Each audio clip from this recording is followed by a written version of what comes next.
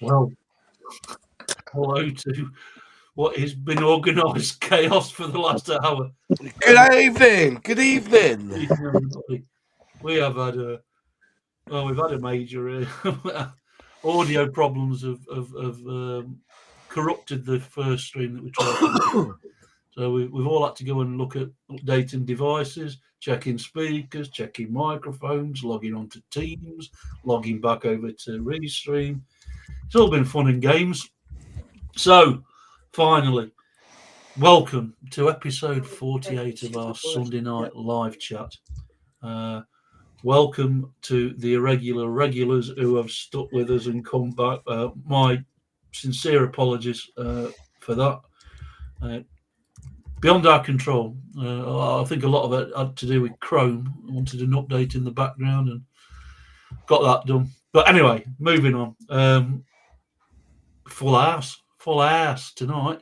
Good evening to Mr. Martin Dan Dare of Martin Dare's Dinky Restoration. Good evening, Martin. Evening, people. Good evening How are we to all? Luke from Scale Customs. Evening. Good evening to Moz from MOS6510 Models. Good Good evening. evening to Phil from Yorkie Diecast, and good Hey. evening to Laz from Lazilo Collectibles. Evening, guys. Thanks, boys, for sticking with it and getting this sorted out. Jim says he forgot to put 50 pence in the meter. Ooh, I don't know about 50 pence, Jim. Fuming. It's the first time we've had a major outage like that. We've had issues with broadband connections. Me and Moz had issues fairly recently, but hopefully they've been resolved. Everybody looks crystal clear and sounds fine. So, good evening, folks. Good evening to everybody in the chat. This week, specialised subjects, I suppose, to a certain extent. We're going to be having a look at stickers, decals, and what's the other one, Moz? Decals. Oh, don't say it. Don't say it. Don't say it, Martin. It was for the model kits. Photo. Photo etch, yeah. Photo etch. We'll let Moz have a bit of a rant about photo etch later on, like one of his pet subjects, I think. So let's crack on. Sorry to keep everybody waiting. Your sound is clipping a little, PJ. Yeah, we apologies. We're going to have to put up with it a bit this week. So, question one, simple one. This: do you prefer decals or stickers? Martin, we'll go around the house. I would, definitely go with decals, and obviously, unless you want some to repeat what the original vehicle had on it. Some of the early Matchbox and stuff had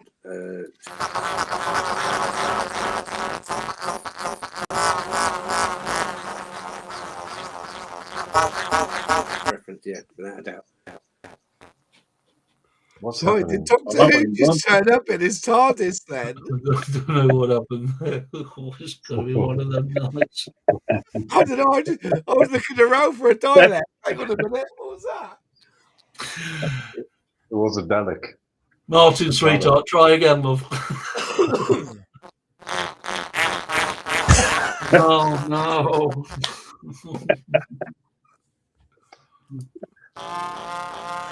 Oh, he's gone south. He's from another planet. Tell you what, we'll try Luke. It couldn't go any worse, this one. Do a relog for me, Mark, just in case it's a relog issue. Wow. Luke, be careful how you answer, because it could have any effect on tonight's show. From who knows? Stickers or decals, bud? For me, definitely decals. The better, I think they got a little bit better quality. I think some of them have. Yeah. But however, I'd prefer the stickers for the number plates. I think they look better. Yeah. Yeah, good point. Oh, you're back, Yes. Martin. Thank God for that. Yeah.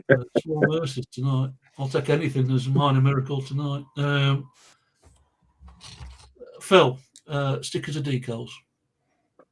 For me, decals, but I am a strong believer is both have their place. There is a strong argument for both in certain scenarios. So yeah, I'm sure certainly in my field with the Matchbox that there are a number of cars that warrant stickers as opposed to decals. But yeah,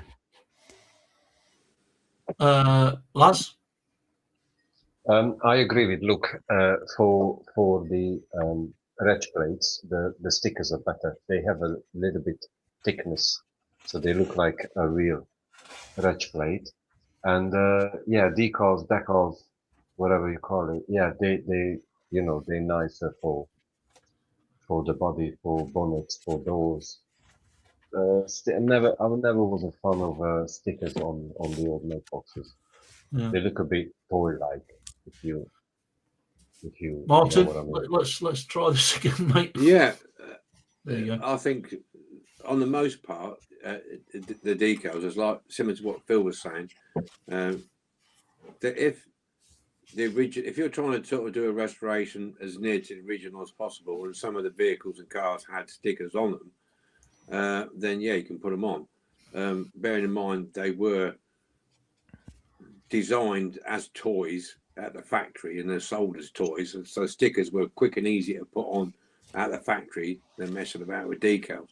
But like Luke mentioned, reg plates, yeah, I think I've always used sticker on reg plates because you got that little bit of depth to them. Yeah. But yeah, and decals go on nice on. You can get them if you use the Microsoft and the Microsol. You can get them sunk into nice and flat, coat of lacquer over the top, and stuff like this. They'll last a while. But yeah. Alrighty. And here's Nibs. Are you stickers or decals, Moz? I like decals. What stickers are there? Yeah. It's a magic app you've got on me on there. Yeah. Yeah, we've got subtitles on tonight, and right. So it's an interesting one because like I as I said, decals all the way, and as you said, stickers on number plates. Yeah, but the trouble with stickers is that they do not adhere over time. They will either come up, they either get knocked or and if you try and coat them because they've got that little bit of thickness, they will suck up the varnish, so you can't get them to um, have a decent coverage. So if you're weathering and stuff, you can't really use a varnish on top of them, as you know. But yeah, other than that, I think people are right. I think they all have their places. I'm quite fond of the new 3D decals that we're having coming through. Right. They're quite smart actually. I've got a couple of kits up there with them in, but I've never built the kit because I'm not too sure on how you use these 3D decals. But I think you'll be seeing a lot more of them coming out in the future. I prefer, as I said, because like everything has its place. Mm. Now, when it comes to cockpits, I prefer to have the decals singular, so all the dials all separate, not like one piece that goes on. Then you have to microset and microso to try and bang them in. But yeah, I think like everything, it's got to play. Actually, I think if you could buy stickers to go in to your if you've got a big plane like doing a 124th, I think there might be an advantage having stickers for the dials. Because one thing about decals is it's very difficult to get a shiny surface on a decal. Mm. On a sticker, you can get that. You can get gloss, if you see what I mean. You don't see much gloss really, do you? On a like this, for instance. This is when you put the when I did. Hang on, careful now. Oh, hang on. It's stuck. There you go. Put it down there. But yes, on here. When it went down, it looked a little bit matty, but as soon as you put a gloss on top, they glossed up. But yeah, I think as I said, it swings around abouts for everyone. But the bigger you go, I think you can get away with stickers more than you would with decals. If you're doing 1/72nd, 1/35th, I would stick with the decals. But if you're going big, sometimes you want a little bit of depth to it as well. I think stickers do give a lot more depth than what a decal does. So yeah, put out there. I like decals. Yeah, I agree with. I definitely agree with the red plates because you can get a lot more if you're doing white or black on white. These kind of colours, yellow and black, it can work better on self-adhesive stickers. Yeah. The only Ian's thing made a I've good got, point. Ian's made a good point in the chat. the only thing I've got about stickers to a certain extent is if you're not too careful, they can if you're trying to make your car look realistic, they can make it look toyish again. So used in certain situations, I think is the best way to go. Yeah, you get the different sorts of stickers, isn't there? The old stickers that Scimitar Ian was talking about in the chat there, with the paperback stickers. You know, that's the old style sticker. But now, like on some of the Tonka toys on the bigger ones and the plastic, they're vinyl stickers. Yeah. You know, which to me, the vinyl sticker, once you got it down right, because there's not a lot of room for error on a vinyl sticker, especially if you're doing it over a painted surface. If it's a plastic surface and you can lift it and reset it again, but the risk of peeling the paint off on a painted surface. But they go down smoother and they look more realistic than a paper sticker, as the old paper stickers used to be. Yeah, in my opinion. So. All right. Well, comment. Comment. Decals tend to be more durable than stickers. Yeah, once you got a coat of lacquer. Yeah, because you can clear them. Yeah, you can clear coat them. Yeah. I mean, to add to that, definitely when you are applying them, you get one shot with a sticker. With a decal, you can move it around a little bit, so there's a bit of you can play with that a little bit. So I agree with that comment. Yeah. All right. Question 2. We may do these differently. What's the best way to prepare a surface before applying decals, if at all you do apply? Doing it to the surface. Some people might just stick them straight on.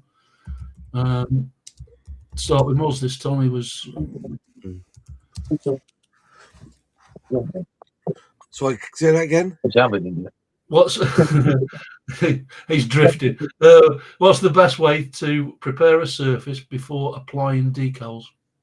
Right, so there's two train of thoughts with decals, isn't it? You know, you get a lot of people who say that you've got to put down either a satin or a gloss coat, because you get the thing called silvering, which is where the light goes in underneath and bounces up, and kind of gives you that. What's the word? It's not transparent, is it? There's a word for it. But I've gone against that, because I've done many a tank and I've not put a satin finish down. I've just gone in hard and put the decal straight on the paint, and I've not found there being an issue. I think decals of now, like Cartograph, they bed in really, really well. So I tend to go in straight onto the paint, and that does give a little bit of, it doesn't slide as well on a matte finish, but once you roll it and with a cotton bud, flatten it down and then put microsole on top, if you don't think it's bedded in well enough, and I think you're pretty much done. But yeah, a lot of people still believe in glossing and putting a satin coat on first. But I've not done that now for about 3 years. I think I watched a video on it, and thought to myself, yeah, why are we putting a gloss? Why are we putting a varnish on top? We don't need to. And also the paints as well. You don't get it these days where the paints can be affected by microset as much. Hence why you should use microset first, not just use microsole. Microsole is really there to really soften the decal.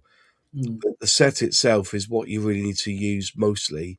And then if you feel that you need something a little bit stronger just to get that decal to bed into a ridge or something else, then you use the microsole. Right. That's how I do decals anyway. Phil, anything to add to that?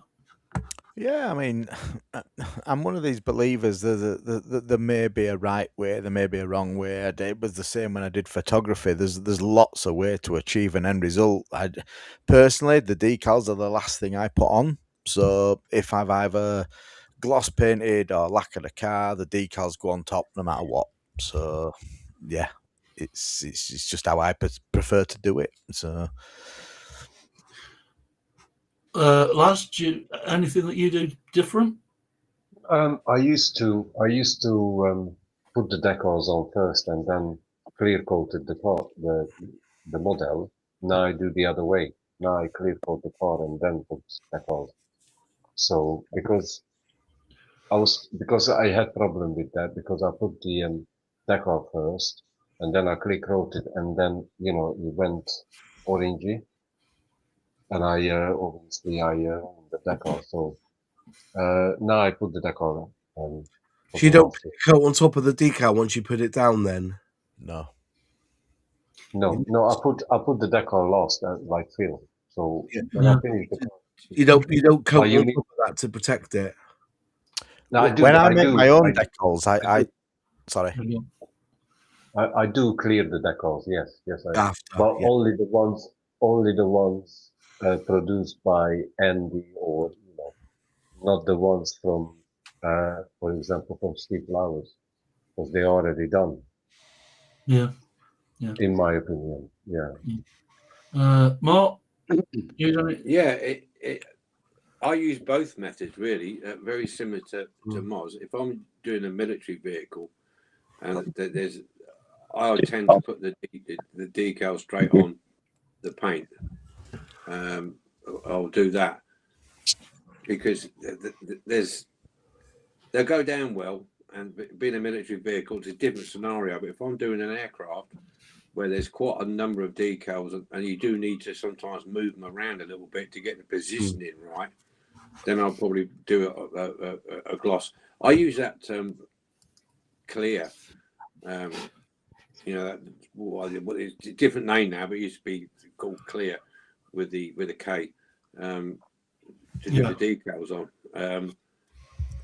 But on the diecast, I'll do both really. If it's a decal, I think it's going to, how can I say, a bit flimsy, a bit delicate, and then I'll put it over the lacquer, and then I'll rub that down again, so that the lacquer is matching with the decal, so you haven't got that ridge between the lacquer and the decal, and then go over the top again. So you've got that. It's like it's sandwiched in between two coats. Yeah. Luke. Yeah.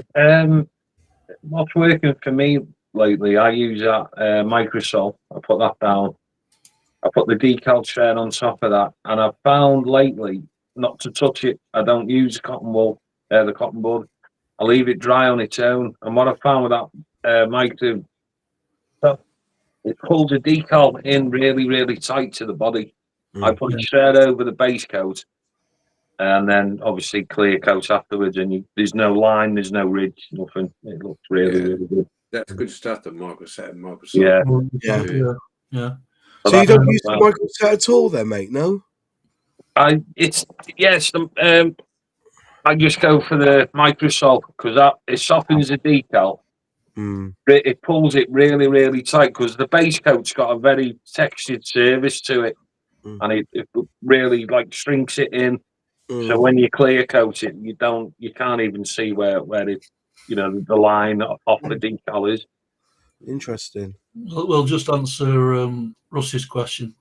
Can you put decals on models already lacquered? Well, yeah, I'll put them on. Yeah, you can. Yeah. You can. I don't think there's an hard and fast rule. You could put your decal. I guess it's how the decal responds to lacquer, being sprayed with lacquer rather than put on top of lacquer, if you see what I mean. But I've never had any adverse effects one way or the other. I don't know if anybody else has had any. Once yeah. The only problem I had was with putting too much microsol on it to shrink it down, and because you're not supposed to touch it once you've done it. And I put a bit too much. I put a bit too much on, and I went to move it. It just completely obliterated because that's what I mean. I put too much on it. Is deadly. Yeah, microsol is deadly. Yeah, you always use set first and only use sole as like the extra. Yeah, you be I said I've done it before. It's like I've seen people who dip the decals sheet into microset. Oh, you know, and I'm thinking, whoa, you know, you want to get it off the backing paper with water, because you've got to remember that decals have its own adhesive. You know, that's what you want, like sort of thing.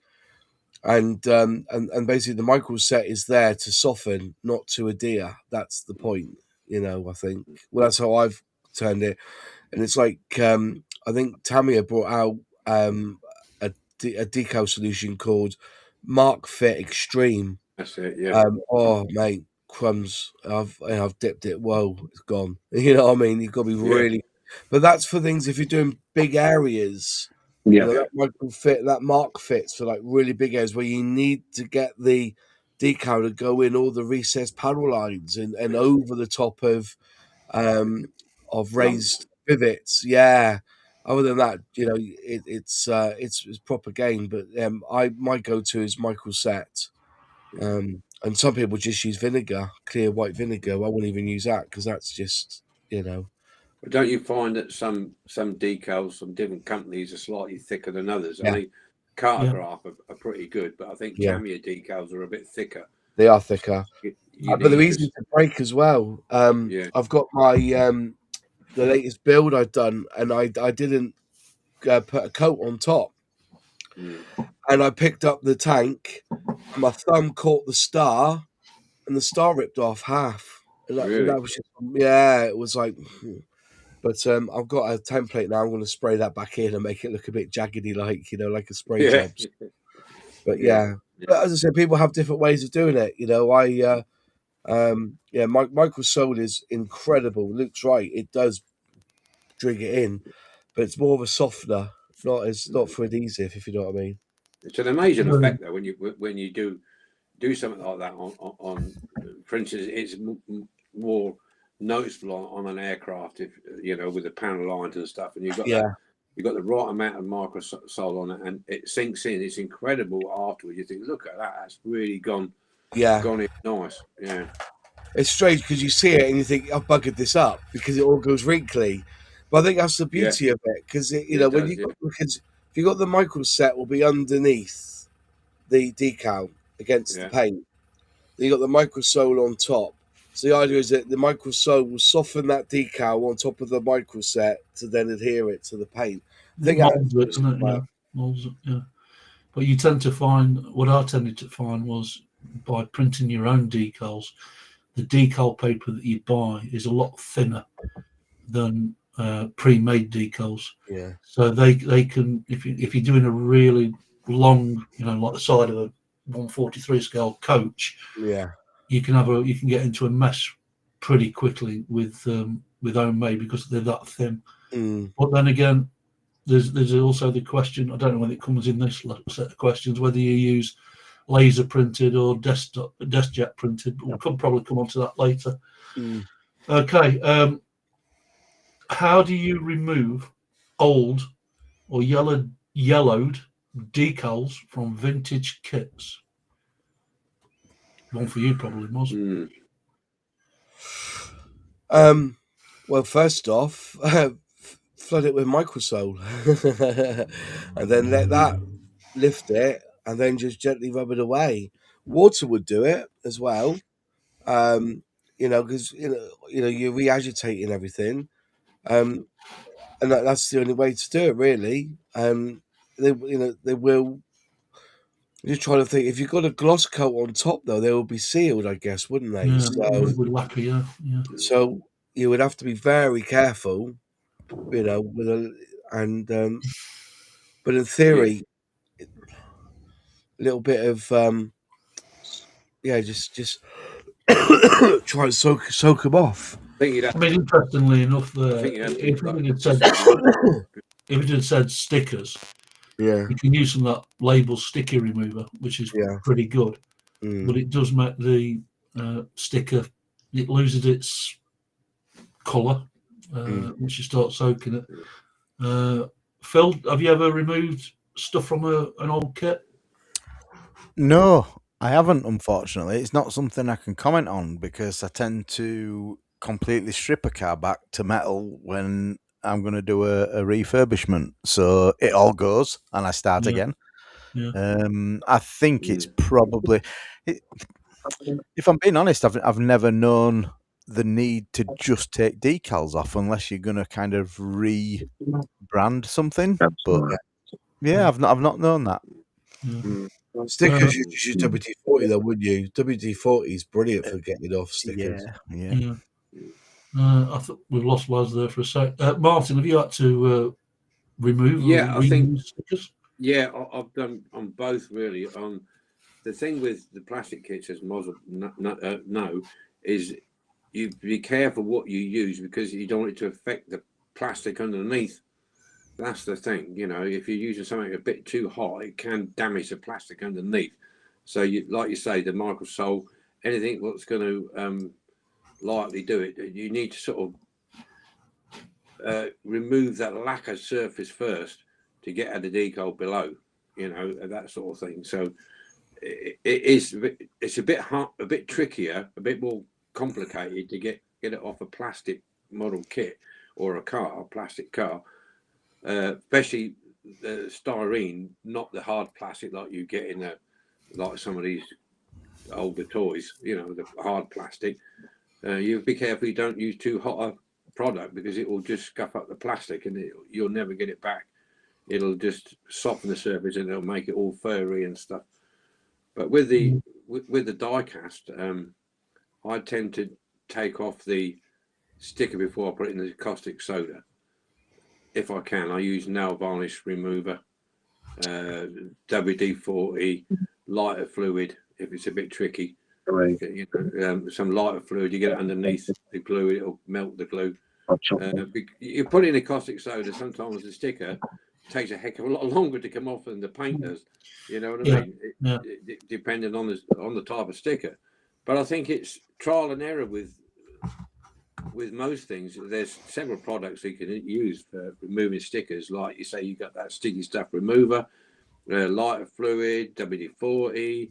You know, even you can put a heat gun on it. You know, just to warm up the glue. You know, to remove it. But on your plastic kits, you've got to be a little bit more wary of what you're doing because of damaging the surface underneath. Yeah, did I ask you, Luke? I do apologise if I didn't. No, go on, mate. You go. The only time I've ever removed stickers with the little small ones was a GB one off the back of the Bowden truck that I did, and a tax disc off a Bedford Dinky or Corby Bedford. I've got some stuff here, T&G tar and glue remover, basically. It doesn't damage the sticker at all. Basically, all it does, it eats away at the adhesive. So I was able to take them off, save them, and put them back on after the restoration, and do it perfect. Yeah, it's that tar. What do they call it? Tar and tar and glue remover, yeah, T&G. Yeah, TG, Carvalite and stuff, isn't it? It is, yeah, it is. And that's how I know it's safe to use because obviously years ago doing volatility and different things, you get to know different products, don't you? But it is really good stuff. It is. Yeah. And I mean, from my end, one of the reasons you might want to, because more often than not, you're going to buy a fresh set of decals if you're doing something anyway. But one of the reasons that you may want to remove them is if there are to come by decals, and depending how in depth your knowledge is into making your own decals, you can stick them on if you can get them off in one go. There's a lot of what ifs here, by the way, but if you can get them off in one go, stick them on some paper, scan them, then you can use a photo package to create a new set. But that's a really long, drawn-out process. but there's just some decals that you can't get. Although I think Black Square, if you send them a sample, will try and create you some whether they've got them or not, if I remember rightly. Yeah, apparently so. Yeah, apparently so. If you contact him and with the design and that, he'll do it for you. Yeah. Yeah. And the beauty of that is, sorry, Mark. Yeah, so the beauty of that is he then puts that on the on his page, adding to his stock. Yeah, yeah. Last, I don't know whether I missed you or not. Removing decals. Have you ever had to do it and reuse them, or just no? I haven't. In one piece? No, I haven't. Well, I did when I done the MG not so long ago. I did wet they were stickers actually. Right. That Corgi Toys MGB, and I wet them a little bit, and I used the blade, so I peeled them off, and I reused them. I put them back on the card. And I'm sorry, I can't see Martin, but I can see him on the YouTube channel. And he's my not connection was really bad. He's not any more handsome than last time you saw him, mate. He's still there. I just can't see him. I can see him on YouTube, but I can't see him here on my screen. So my connection, I think, is not. We Moz briefly touched on this, so I'll let him finish off what he was saying. What causes decals to silver, and how can it be prevented? Just good adhesion of the decal. Decals aren't the same as they were 20 years ago. Obviously, if you find a model that has got silver in, there's not a lot you can do. It's just trust the process. Make sure that the decal's gone down as flat as you can. Make sure you use your micro set, and then if you need to, your micro sole, and just leave it to dry. Let that bond. If I've got the fear, use a satin first or a gloss. I remember Jonathan Mock, who designs decals. He showed about the idea of how decals. He had what they call it, a plunger, and he plunged it on a piece of sandpaper, and the plunger came off. But then he had the sandpaper. Then he put a glass sheet down, and then put the plunger down onto it, and the plunger stuck because the glass. And he was using that as kind of as a way of just demonstrating the idea of decals sitting. But you don't see it these days. I've not had a model silver on me for years and years. Whether I've used the gloss satin technique first, or putting it straight on. But Gary's right. A perfectly smooth surface will help prevent silver in. Yeah. But I've not seen silver in for a longer. And also, I think decal paper is different. I think, it's... I'd love to go to Cartograph and see how they make a decal. Is it not caused sometimes by air bubbles underneath? It's the reflection of the light getting underneath the decal, and if that decal is flat on the paint, it should be okay. Bedded in, be fine. Rather than go around everybody, anybody got any add to silver?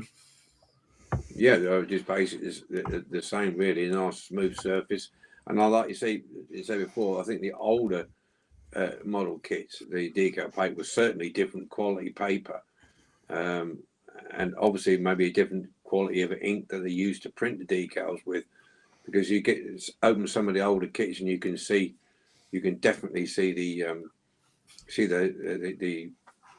edge of the decal really prominent, like a yellowy tan color. Even when we was youngster and used to open the kits. So I think the paper and the print was different quality than it is now. Yeah, definitely. All right. Well, sorry if we're going over. Of course, the guys are explaining it. They're kind of answering some of the questions beforehand, which is not a bad thing. But do you always apply decals over gloss paint, or does it depend on the model? No, we covered that, haven't we? Yeah. It's horses for courses, really, isn't it? we've also, what decal setting solutions do you recommend when they should be used? I think the consensus with that is the Microset Microsol solutions. I think we've pretty much all used them, although Luke used it in a different context. Yeah, it works. The other ones I have been using recently. Oh, good, mate. They don't come in these ones, but I use them anyway. Is the decal set and fix from VMS. And if you're not too sure, it hasn't gone down as well as you want. Remember, once you've used this and it's dried and it hasn't gone down well, it doesn't mean you can't go back to it and use a bit of Microsol, which is the softener. I use this Decals softener as well for VMS. So there's different ways of or different chemicals you could use. Liquid. You need to Celtic West. Celtic. Must meet you. President of my local model club, he is. Oh, welcome. Best behaviour. Yeah. How do you handle? I don't know. Anybody's come across this strange one. This.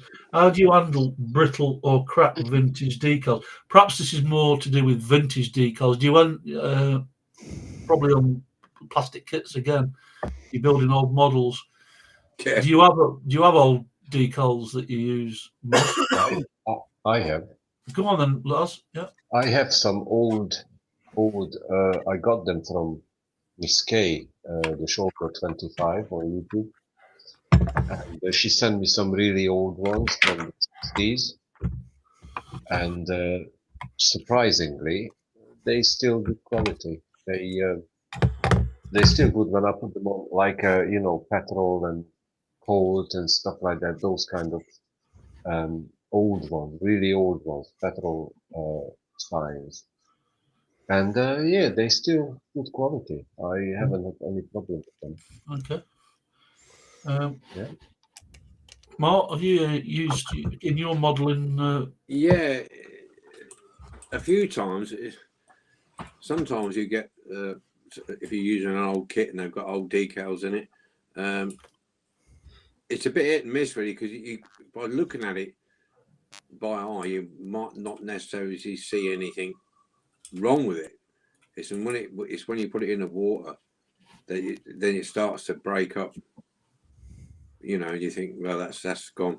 It just start to separate in the water. But I think nowadays with scanners and stuff, I think a lot of people with the older decals, especially you get somewhat yellowed, you can put in the window for a while or UV light and sort of bring that back from the yellow. But with the use of scanners and people with decal papers and printers now, I think a lot of people with older kits will probably get them scanned and fresh set, because the risk of doing it and then just putting it in there and bang, it just disintegrates on you.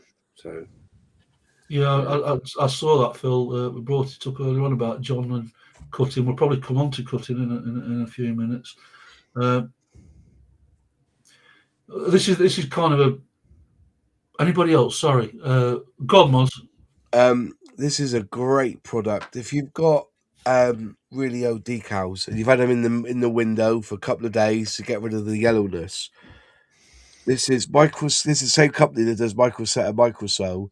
They do a product called liquid decal film, and basically, if I get this to zoom in, hopefully, yeah, I've not heard of that. Yeah. So basically, this restores old decals. It tells you on here, it says, to save old decals, apply a continuous coat of microscale liquid decal film with an artist brush on an old decal and allow 50 minutes to dry. And then you apply it like a microscale decal. Or you could use it to make custom decals. And then you use a microscale clear trim film as a base, or use a scrap piece of unprinted decal paper, coat it with liquid decal film.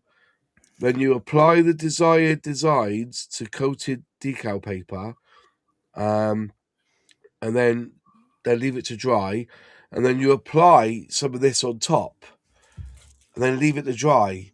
And this is incredible stuff. I don't think it's cheap either. I've not seen it for sale for a while, But yeah, it's a really good way. If you're making your own custom decals, this will basically put a film on top. And yeah, it's very good stuff. Jim saying, I found that microscale liquid decal film, let it dry before put it in the water, seems to work for me to stop old decals breaking up. Well done, Jim. Yeah, exactly the same. Yeah. You never heard of that, gents? No, you never heard of it. I personally haven't heard of it. No. God, I tell you what, lads, shut the door. Listen to me and PJ on here. You know what I mean? Top tip. No, mate, honestly, these are things that you pick up over years. And you know, years ago we were, you know, we're fortunate now that if you got an old kit, you just wait for Airfix to release a vintage classic, and you rob the decals out of that. Yeah. But you got the old school stuff. If you buy a frog kit and you put those decals in water, say goodbye. It'll turn to powder. Yeah. Whack that on it. Because what I do is I go over the whole paper. I get a brush, go over it, leave it to dry, and I'll do it again. Then leave it to dry, and then cut around. Boom, straight in. You're golden. Good tip, man. Yeah. Anybody else got anything on how to handle brittle crack decals? No. Okay. What's this? Now this is okay. This is interesting. This question says, is it better to seal decals before or after weathering?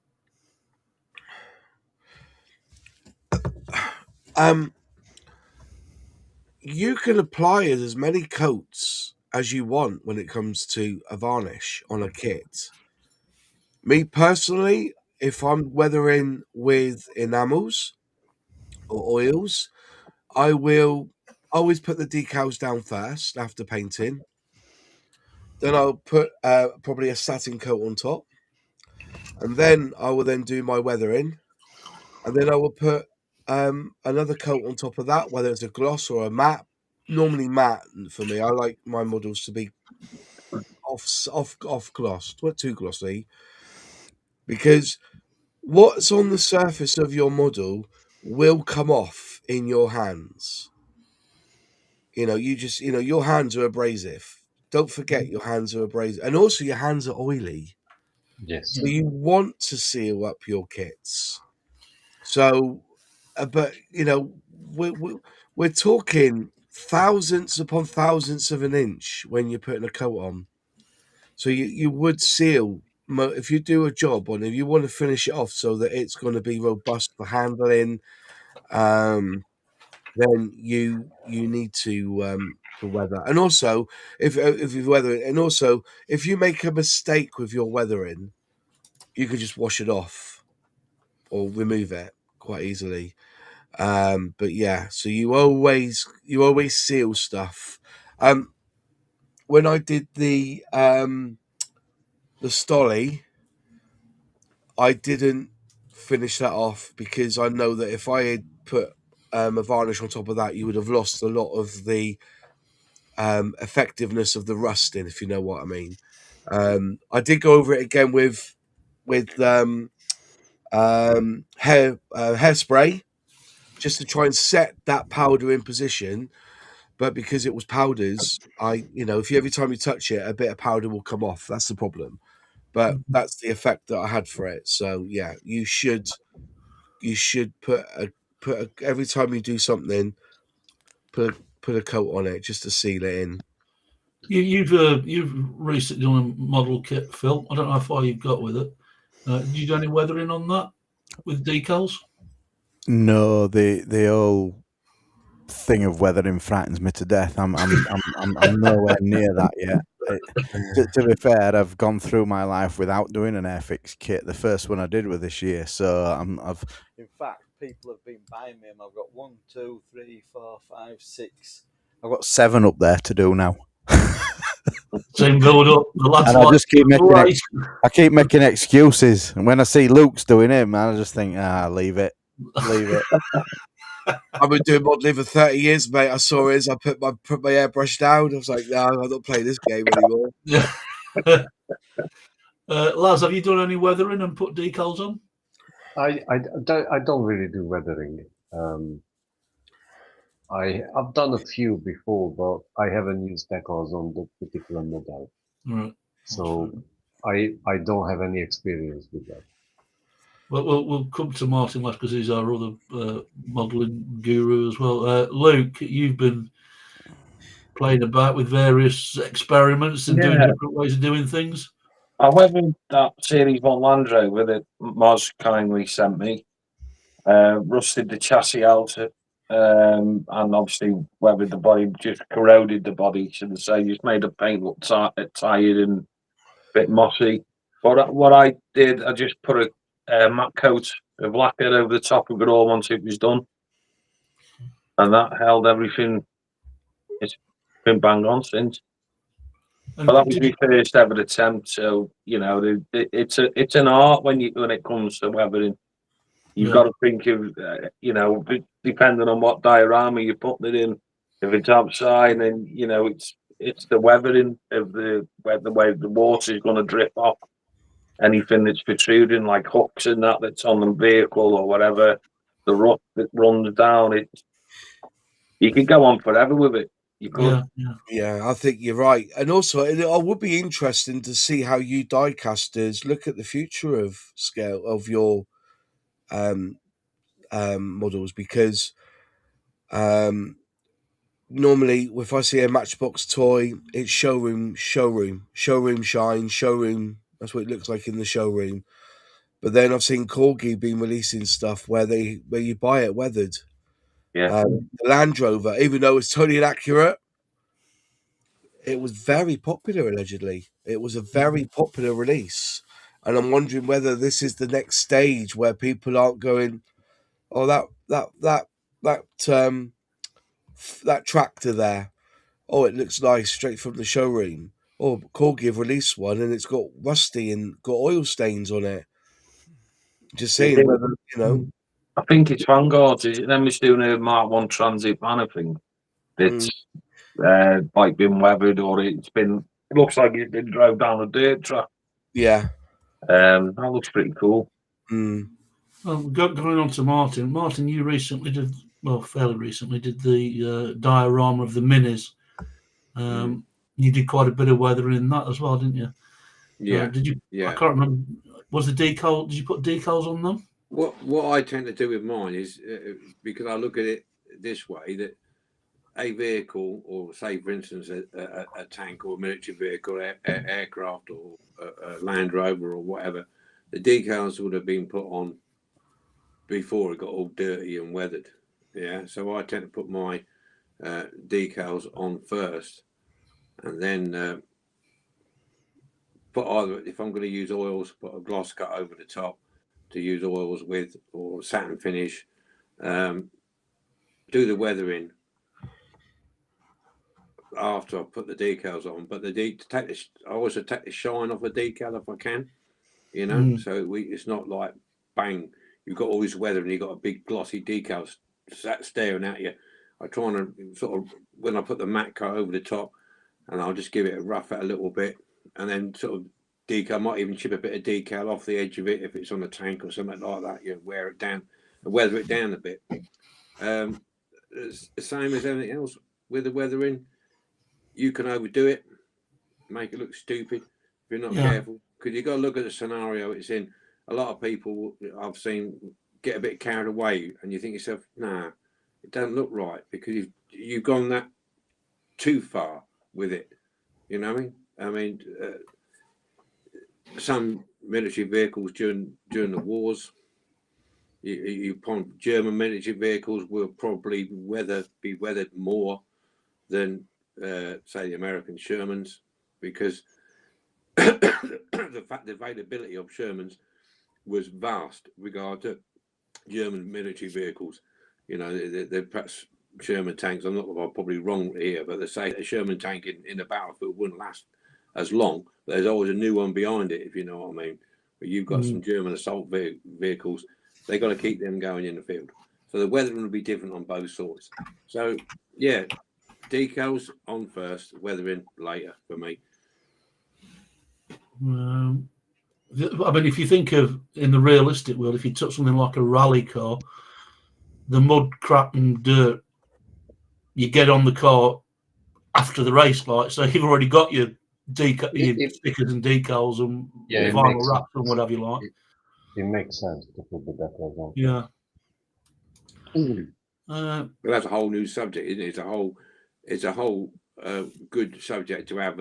Weathering, yeah. Is weathering, because it's a vast subject and there's so many different techniques, so many different materials out there now on the market for everything you want to do with weathering or dioramas. You know, you crack paint, and you know, it's phenomenal, really, what's out there. So that could be a good chat. Well, I mean, that's a good chat/stroke challenge. I'm just saying, Russ is saying Corgi Vanguard did a Land Rover and Range Rover G4 Challenge weathered set in 2002, code LR2002. But also, you're talking about that the weathered stuff, like the weathered Land Rover. Yeah, I think Diecast would do that because of for the model railway enthusiasts, because the vehicles they use, they don't want all shiny vehicles on, so they go for authenticity with these railway trains. I mean, they weather their trains and locomotives and carriages up, so it's a natural thing that they would weather their vehicles as well. So I imagine I can see in the future Oxford Diecast bringing out weathered vehicles for an option for the model railway layout enthusiast. Yeah. You know? I mean, there's a young lady, forgive me, I don't know what her name is, but you see some of her videos pop up on YouTube, and she's brilliant at weathering. She creates like underground train stations and horror sets and all this kind of things. I've seen yeah, very good. But we've even seen them set in resin, you know, weathered vehicles set in clear resin. So weathering's got, as Martin says, it is an art form. It might be a challenge for each of us to do a weathered car and then talk about weathering. It's not as scary as people think. You know, if people think, oh, I don't know, it's trial and error. Try it, give it a go. Just all you got to think about is the vehicle or the scenario. All you got to do is walk down the road, anywhere, and have a look at vehicles, and you say, "Oh, yeah, there's a bit of mud splatter on here. There's a bit of this." Or if you see any plant vehicles like these tracked vehicles they have on the building sites and road construction, see how much mud's caught up in the tracks. Go and visit a breaker's yard and just see the cars sat there for a while. You know, it's just have a look, take a few pictures, and it's basically the same. Really, you just got to sort of think about it. I mean, yeah, it's fun, but then you've got to, like I said before, it's fun and you get carried away with it and you think, oh, I've overdone it now. But then you can change it. You can change it. And I mean, I mentioned Citadel Paints now and again. They do a range of technical paints, and it can be a technical sand paint, technical mud paint, you know, and there's the panel line, black panel line, all this kind of gear that's out there. Depends how, like Martin says, it depends how far you really want to go with it. Yeah, but don't you think that these companies would produce all this paint and liquids and special aids to help you do all these dioramas? But when you think about it, you don't really need to go down that rabbit hole. No. You know, I mean, some mud out your garden always used to work, you know, stuff like this, and foliage from out your garden, and there's all manner of things, you know, pastels, you know, shades, pastels, mix it in and stuff like this. I mean, it amazes me when I see some of these eBay shops with all this stuff, the AK, Vallejo, bring all these fantastic, wild and wonderful things for your weathering. But when you can just go and get some bits and bobs out your garden and give it a go. I mean, it's amazing. Yeah. Anyway, I mean, I will admit, I'll be honest to say I did buy a bag of gravel. And you think, hang on, I could have just got her out the garden, like you said. I don't know. Sometimes you go into one of these model shops and you just lose all sense and sensibility and just grab anything. We talked about the marker set, sole, set and sole. But what if you use just a standard, you just apply your decals in a standard way? Is there a safe way of repositioning decals if it's gone on crooked? Or yeah, what I tend to do before, if I put my decal on, I tend to put a bit harder. Sometimes I just put water down, and then I put my decal on top of that, and then I flatten it out. But if it's gone a bit crooked and it started to dry out, I just add more water to it, soften it up. Yeah. Before it's too late, because sometimes it will go on crooked, and I usually just get my brush and I put some more water on it, and just to soften it a little bit before I start messing with it, and then get it clear. That's how I do mine anyway. Luke? Yeah, I had to laugh at you. The worst one I did was on the General Lee that I'd done, the decals I got from the States. Now, the one for the roof, I think it was a Confederate flag or whatever it is, that was like a big piece of cling film. It was horrible. It was like stretchy, super thin. And I put it on the roof, and I only put a little bit of water on there, but it was floating on there. And every time I'd go to run the cotton wool over it, it would slip. Or it'd like kind of stretch it and stick it in one place. Oh, it was an absolute nightmare. So what I did is I just left it floating, left the card just sat on the bench level, and it dried perfect. And that's what got me into just sort of line it up and then leave it, let it dry and do its own thing. Oh, you got that special tool. It's called Look and Judgment, really, isn't it? The Look and Judgment tool. Go on, Moz. This is my bottle that I use, and in here is just normal tap water and 2 drops of wash it up liquid, because wash it up liquid will get rid of the tension of that water. So as I said, I normally fill about 200 ml, put about 200 ml, and I just put in a couple of squirts of wash it up liquid, and that will get rid of that water tension on the water. So you'll find that if you use this, down it will go. So a little bit of detergent in your water, and that will sort all that. There we go. Phil, anything? I'm on fire tonight, gents. You're living the dream, man. Going down the books of Moz knowledge. Phil? Yeah, very similar to Luke. If I find that it's floating a little bit, I might use a cocktail stick and then literally roll a cotton bud over it to almost push the water out. Yeah. And it'll give you a couple of seconds to position it afterwards if it does move. But yeah, it's one of them things that you just pick up the knack for it after a while. Yeah. Lars? I use a cocktail stick and I put just a drop of water before I apply the sticker, the decal. Yeah. And I just use the cocktail stick to move it around. And then sometimes I use a dry brush and I just brush it, a very soft brush. I brush the water out from underneath, and I normally don't have any problem. Where I saved on tools, in this instance was talk about cocktail sticks. It's sometimes useful just to cut the end off the cocktail stick at an angle to give you a bit of a flat, because you've then got a small tool, but you're not puncturing the decal, or there's no fear so much as punching the decals.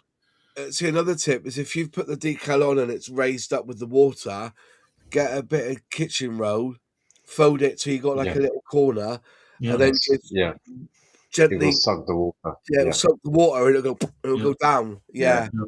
The detergent is the best thing I've ever found, and I think that's what is in a lot of all this decal solutions. It's vinegar, water, a little bit of some sort of detergent in it, and something to help the decal to adhere to the surface. Because I was saying that there's definitely separate chemicals in it. You know that, like I said, the sole doesn't have that sticking power. I think that's there just to soften the decal, where the set or the mark fit has a little bit of something that gives that decal adhesion. Because in theory, it doesn't. You know, that decal is being sucked onto the paint.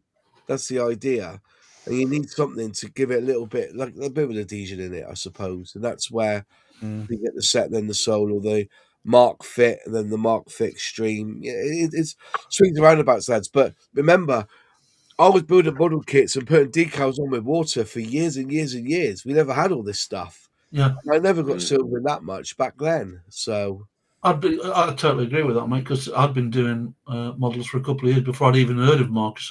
yeah, exactly.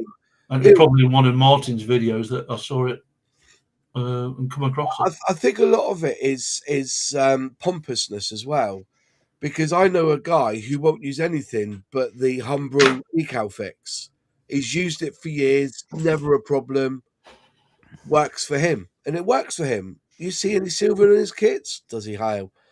I just feel that sometimes we're a little bit a bit finicky, and we look at it and think, yeah, it could go down a little bit more. But he gets a brilliant result using just the decal fix. Yeah.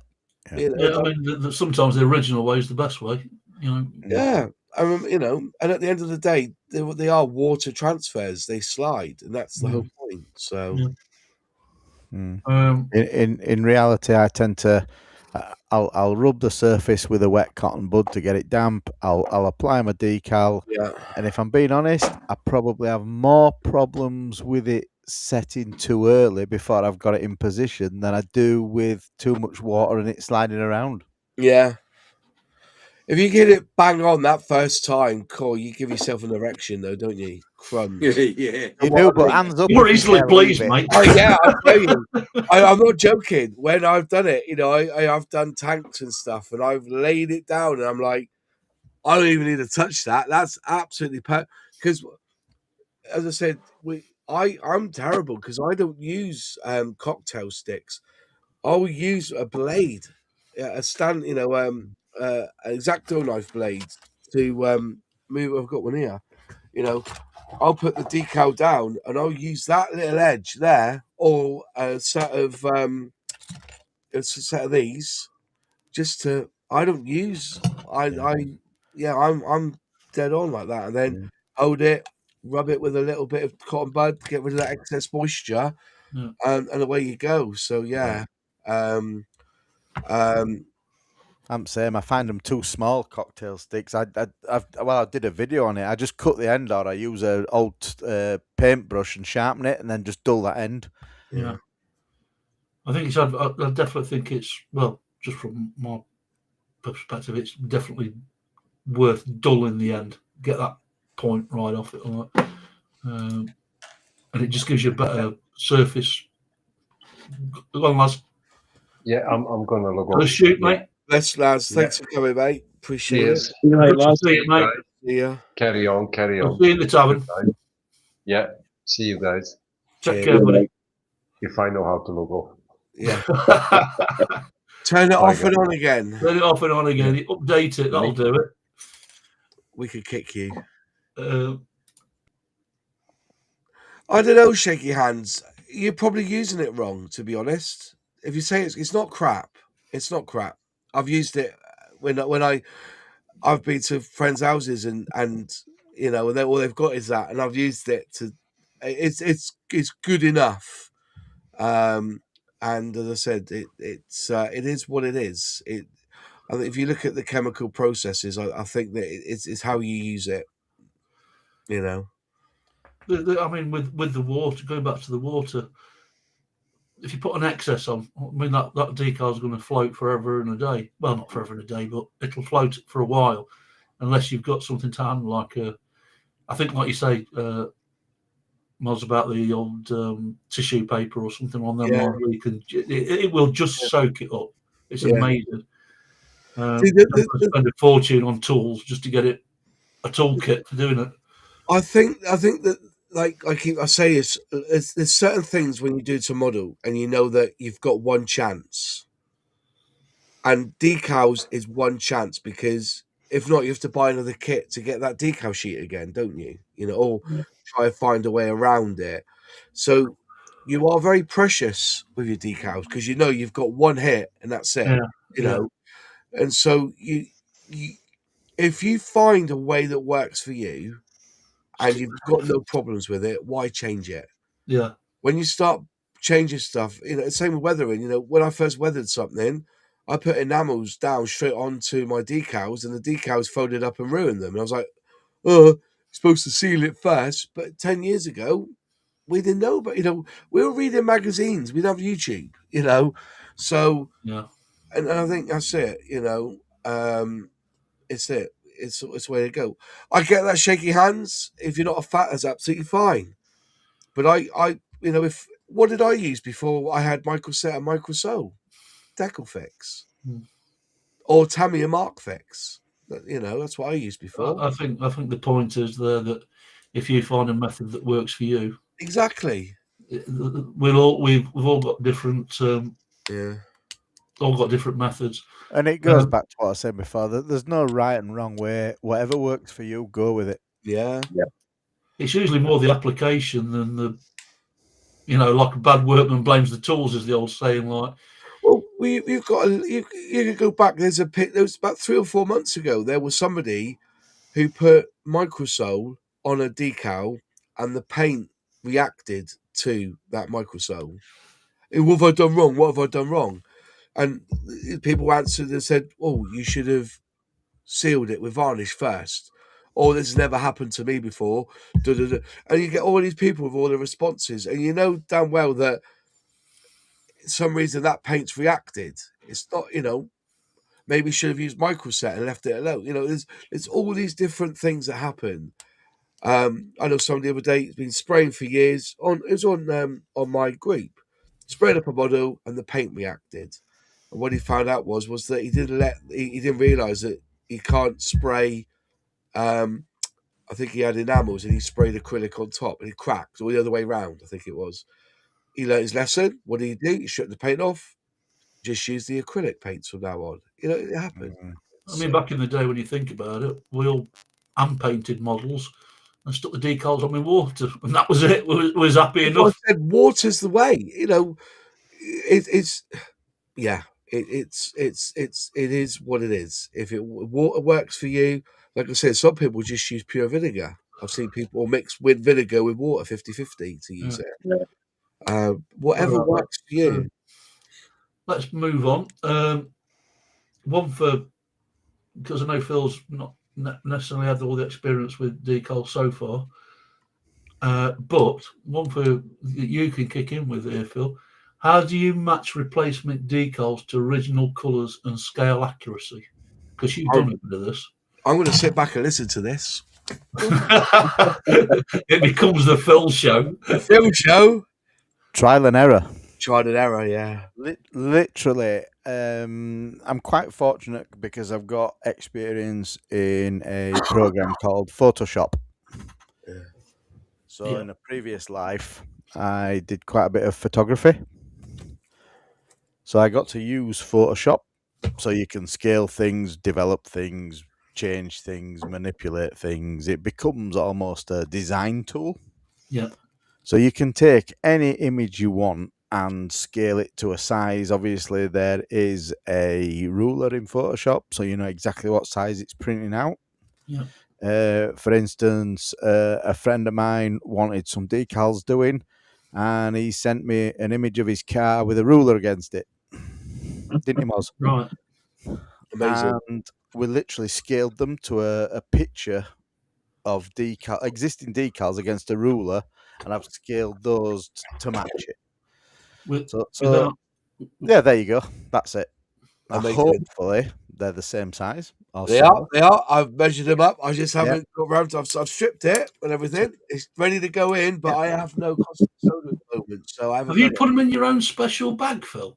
Oh yeah. Oh yeah. We don't play games. We don't play games. Full on now. All or nothing. Well done, mate. Well done. All or nothing. Models ones as well. Look at them. So basically, if you've got a program that you can either design, or if you take a photograph and you put it into your computer and you can manipulate that photograph, scale it, shrink it, do whatever you like, and print it to your own inkjet printer. What I use, and I don't want to bore you, but I buy these. I don't know if you can see them. It's literally Make it bigger, PJ. Sorry, it's literally Go on the ball, son. On the ball. It's for use in an inkjet printer, and it's water-based transfer paper. Brilliant. And you can get that from the well-known Jungle River website in either white or clear. That's the clear one. And drop me back, PJ. And how much are they? What's the going It price? all depends on how many sheets you buy. It might be £1 a sheet, something like that. But what I tend to do is I get a little guillotine, cut them into 4, so each is a 6x4 sheet. It's a like Moz showed there, because you don't need much more than that. And then I run them through my printer, and like someone correctly said earlier, they're very, very, very thin. Yeah, so I spray it with a couple of coats of lacquer, clear coat, whatever you call it. Yeah. And then leave it to dry, and that becomes my decal. Obviously, what I don't have is pre-cut decals, so you do have to cut them out yourself. Yeah. Now, the clear ones, it's not a problem, because obviously the clear ones are fine. What's that? On Windows, you can download GIMP. Yep, perfect. GIMP is a free version of Photoshop. You've just got to do a little bit of digging and learn how to use it. Yeah. There's things like Paint Shop Pro as well, which is all those kind of things. There's multitude. I don't know whether you remember, we downloaded. Dare ain't, man. We downloaded a few images from our members that we were dealing with at Photoshop, and I don't think he'll mind me showing it. Do you remember when I put them on the Hot Wheels car? There's a little image of John there, and Sam on the bonnet. So you can literally do anything you want with them. And like that, Mozzy's showing that there. Yeah. Have you got your with that? Sorry, I'll just butt in for a second. I'm going to blow some smoke at your backside. Luke, have you got your brake discs to hand? It's in the house, mate. The car. So Phil was even able to put labels on brake discs. Them calipers, the Brembo ones, he did. Spot on.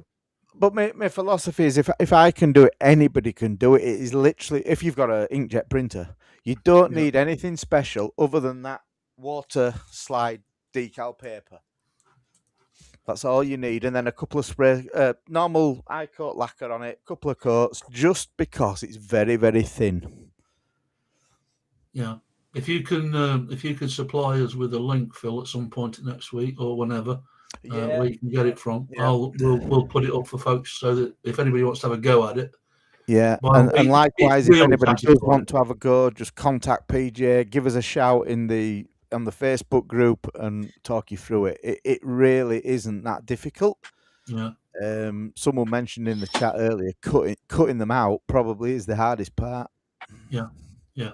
John was saying, it's light cuts. If you it depends how you're holding it down. I mean, you could hold it. Well, anything square with a straight edge, I tend to do with a very, very sharp knife, and I'll do it on a slight angle so that if I'm using a white decal, you don't see the white coming through underneath. Yeah. If you kind of know, if it's clear, it's not too bothered. If I'm doing a circle, or like the RAF circle decals that you see on aeroplanes, I'll tend to use a hammer. Yeah. Now, when I say a hammer, it's because I've bought one of these kind of leather punch kits. Yeah, I've got one myself. Yeah. And they range from 4mm up to 20mm, and they're ideal for punching out the circles of decals on sheets. So, while you're on fire, Phil, Jim's asking, I'm about to print my first decals. Do you need to max out the printer quality? I do. I tend to do it as higher quality as possible. 300 pixels per inch is usually as good as you need. But PPI, yeah. Yeah. Just to add to, I also had a go at doing it. Got the set that Phil's got, the leather punches. And if you go down the range for about £1, you can get some cork coasters. And they're very good for punching through, Phil, because they're not as hard as wood. You know what I mean? So yeah, give in that. I'm less thoughtful as you. I've just got loads of circles all over my cabinet here. What I did was I did a step for Martin a couple of years ago. Like, if you cut them out, so you've sealed your paper, yada yada yada. Because usually you give it 2 or 3 coats of lacquer. In some instances, depends what paper you're using. Some is already pre-done if you use laser paper. But I think every 25 minutes you can go over and give it another coat of just bog standard clear lacquer. But once you've cut them out, I used to put them on a piece of like blue tack and go around the edges again, because once you've broke that seal, you've broke the seal of the lacquer, so it's worth going round once more just to seal the decals in again. And again, that's one of them things that you just get used to over time. I've never done that, if I'm being perfectly honest. Yeah. But yeah, and I had some on occasion run, but and laser print. There's a big thing about printing on laser paper. I ran up a bill of £80 to replace the drum using laser decal paper. It just wrapped itself around the drum. Perhaps it wasn't the quality of the HP printer at the time, but I've gone back to using the inkjet. Yeah. And it's just as good. Now I have an inkjet printer, but because I used to be in photography, it's a half decent one. So it's got a couple of greys and 2 different blacks and this, that, and other. But I have done them on a standard inkjet as well. So long as you're happy with the quality you do at whatever 300 pixels per inch, and you put it, I just put it as like a standard glossy photo type finish in your settings, that kind of thing, and it comes out fine. Yeah. I'm surprised there hasn't been a decal setting. No, there isn't. It's just a standard glossy photo, something like that, glossy paper.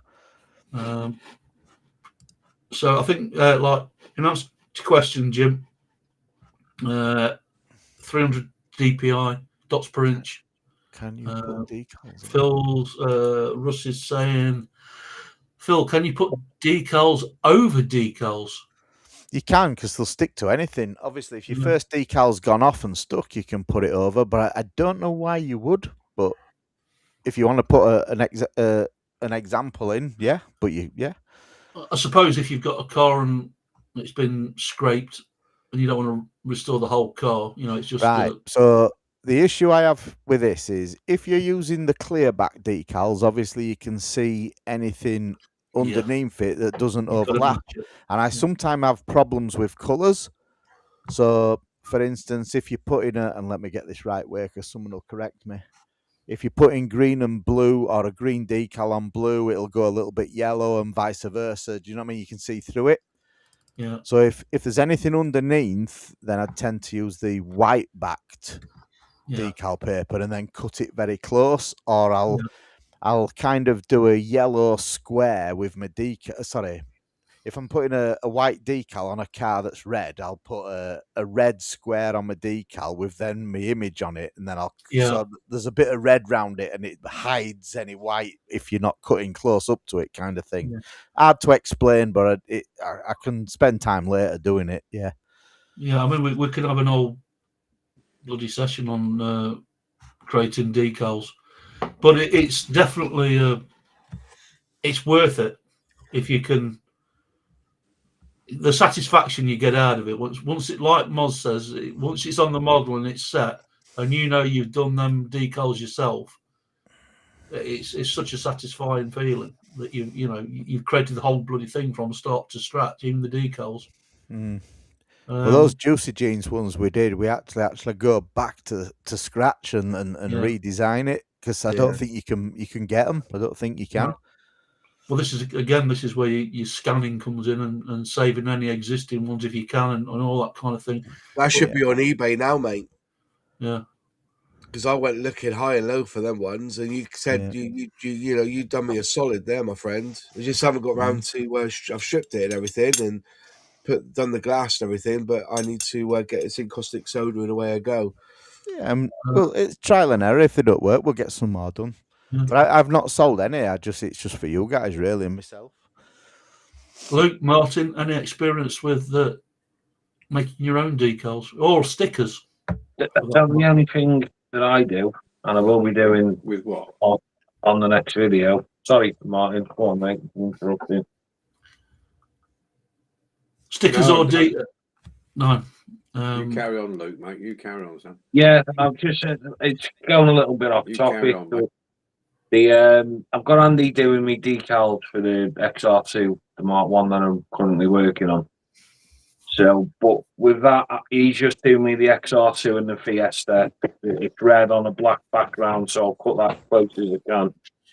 But as you'll know, the XR2 has a red stripe down it, the black version of it, and then it's got a grey fade stripe. So I'm going to do that, mask it up, and I'll do that with the airbrush.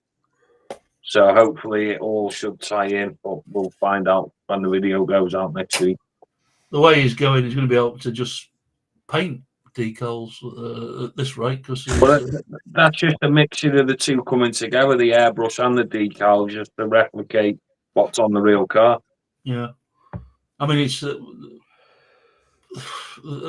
I can bring up the Batmobile and the red stripes. We went down, several of us looking at how we could create the red stripes, but you can't get away from the fact that the way that you did it was to paint it and paint them on. It was blown away again. Gremlins with a comment. On some aircraft schemes, you need to add stencil decals over markings. Yeah, I've seen that done. Yeah, Martin, you didn't with the decals. You usually get them in, don't you? To be fair. Yeah, because I can't print them. I can't print any decals myself. I mean, Andy normally does mine for me if I need any, and he uses he does a decal like Phil does, but he enhances it with AI. He was telling me the other day. Yeah. That seems to crisp it up a good bit. And we're talking about Andy Bourne. Sorry to interrupt you. Andy Bourne. Give him a shout out. He's been doing pretty good with those at the minute. Yeah, I think I'll find his YouTube channel.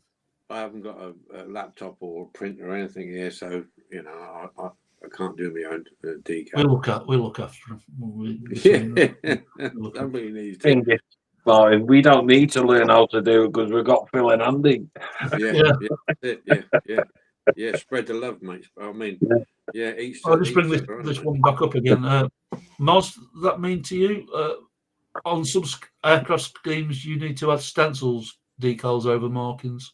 Oh, yeah, crumbs. Yeah, that's the when it comes to that, it's, stencil, basically... Schemes are like your roundels, your tail fin, things like that. And then your stencil is all like your warnings. So the little tiny things flipping out. Yeah, them things. Yeah. For instance, let's get this one. This is the it's all falling around here. So this here is for the Messerschmitt 124th BF109G. So basically these are schemes. Okay, so all this here, all your letters, your numbers, and then if you're getting close, all these little things here. I'm going to blow you up, mate, because that's really small. So all these things here, hopefully these are all your stencils, all your little stencils, all like your red lines, gauges and things all like that. Your gauges, that's all your stencils. Right. Okay. Sometimes these things end up on top of your thing, or So yeah, so on the top here, you use because all that there was basically for your cockpit on the top. But yeah, all this here, this is scheme. This is all schemes, all your roundels, all your numbers, letters, registration, all your symbols, and then all your little bits like those red lines there, and your starboard down, starboard up. It's those are what we call stencils. So they're more like, it's almost like saying they're the standard things you'd put on, and the scheme fits to them. That standard stencil set. So you could, if you see here, that's not a good one to show. I'll just try this one here. So basically, there's your schemes. That's your schemes, showing you how you paint it and where all the big ones. And then what you do is on the back, you have all your little stencil details to go on. Right. And that's the difference, yeah. So yeah, you can imagine there's a lot there. So this one's D. ABE, yeah. So they keep it separate these days. I'm not one for accuracy, right? If it looks green, it's green. You know what I mean? Within reason. And if you do, I think Gary will back me up on this. Is it the Phantom? Even though it's like a 1/72nd scale, is it the Phantom? I can't remember which one. I think it's the Phantom. It's like 1/72nd scale, but the scheme is like 10 decals, but the stencil is like 200 little bits to put on, and it's painful, very painful. I like that transparent decal. Yeah, there's just to pick up on that white background. What you can't, where you hadn't used to be able to get, but you can get now if you're prepared to spend the money, is something called a ghost cartridge. Phil, you probably come across the ghost cartridge, which basically prints white, which is kind of how to get around it, but they're bloody expensive. They're about 120 quid a pop, and you've got to have the right print to be able to use them. In honesty, no, I've not come across it yet. No, yeah. I do what somebody said in the chat, and I'd put a white background, or I would, So if you were doing something like I don't know, a roundel that's red, white, and blue, you can't print white unless you do it on a white background. But these ghost cartridges will actually print white, so you could do a red, white, and blue ink print, if that makes sense. But they are expensive, and there's only one company I know of, and I think they're just called ghost cartridges. It's more your lettering, PJ, that I find difficult. If it's a roundel, I can do the disc on white background and cut it out with one of these things. With that, because it's perfectly circular. But the white lettering's difficult unless you can put it on a white decal. Russ said it'd be good to get Andy on again as a guest. I think what we'll do is we'll have a look down our schedule, because we've written a schedule for this year, believe it or not. I can't believe that we did that, but we did get through it. We'll see if we can get Andy on, and we may have a decal special, own printing decal special, or sorry, homemade decal special. Be useful. Where printing? Have you ever? Okay. Your ultimate decal toolkit, or your basic decal toolkit. What do you think you need? Now, bear in mind, not everybody's done decals on. I'm going to say, is this designing them or applying them? Well, it could be both. Could be both. Martin, what have you got for yours? What do you apply your decals with? Now, it's a little bit odd this. I was going to bring this up later on anyway. Now, as you know, that when you do your decals, you really need to have like a warm water, not too hot, warm water. And if you're doing a lot of decals, that water soon goes cold. Yeah, and then it takes longer for the decal to come off the backing if the water's cold. So my kit got a marker set and a marker sole, 2 dedicated brushes, which I use to apply the marker set and the marker sole. I do use different brushes for each one. Good quality pair of scissors, and I mean a proper nice quality pair of scissors for cutting stuff out. Dedicated set of tweezers, and I have a sardine tin and another cooked ham tin and 2 tea light candles, depending on how big. Yeah, because I'll get my warm water, boil the kettle, let it cool down a bit, put warm water, and then I have this little stand, and I put these 2 tea light candles underneath to keep the water warm rather than it go cold. You know what I mean? It take longer. So that's and kitchen roll to damp off, and some cotton buds. That's my decal set. So interesting that. Hang on, we'll get to you. Don't worry. Luke? Basically the same as Martin, just without the little tea candle. Yeah, I've never used hot water for decals. Never used them. Okay, Phil. Yeah, water at room temperature in one of these little petri dish type things. That's it. Old what you call it, paintbrush that have sharpened edge, and just tap it and dull the end, and then cotton wool buds, and that's it. Oh, I do have a pair of tweezers here, and that's it. We'll come on to his nibs in a minute, because I've always missed out on the tea lights. Yeah, I was going to say, Mrs. Phil takes them. Yeah, I mean, I use pretty much the same as everybody else, but I'm a big believer in the old cocktail stick and the dull end. And I think it was JMO that once pointed out to me that if you have a dish, you put a thin sponge inside it, you don't have to sink your decals in, an inch of water. Yeah, you get a sponge, yeah. Just put a sponge inside it, and it will soak the water up. So that was a good top tip. Well, wait for it. Go on then. No, I know people that always swear by hot water or warm water. In fact, I even went to a model show and I bought this little plate that's USB. You plug it in and it's used to keep your cup warm at your office. And I used it once and didn't really see much of a benefit. My main thing is like I said, I've got a dish. Where is it? Here. Let me just get it here. So it's got a bit of thing in it, but it's got a bit of paint in it because I was doing some weathering with it. But this will be washed out. But I would fill this with water with a couple of drops of wash up liquid, and then just put the decal in.